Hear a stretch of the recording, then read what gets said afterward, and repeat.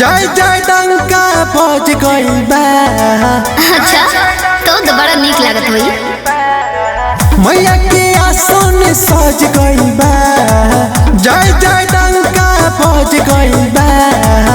अच्छा आजुवा भतारी मैया अंगनवा हो निमिया के डाढ़ लागल सोने के पलनवा हो ताहे ठैया झोला झोले मैया झोलनवा हो निमिया के डाढ़ लागल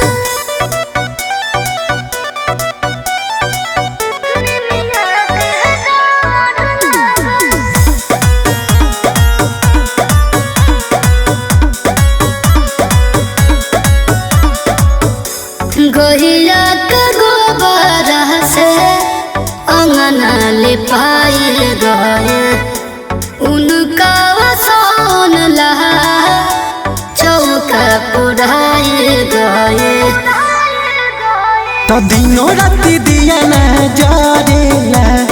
9 दिन पूजाली घरे घरे ना। तो होई दशमी के दिनमा हवनवा हो निमिया के डाढ़ लागल सोना के पलनवा हो ताहे ठैया झोलवा झोले मैया झोलनवा हो निमिया के डाढ़ लागल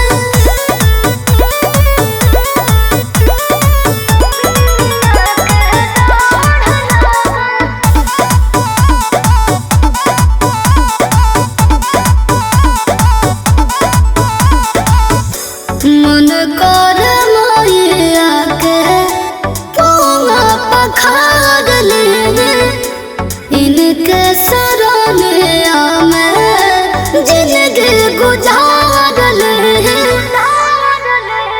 मैया के नाम खाली गुजता। गाँव घर नगरी पूजता।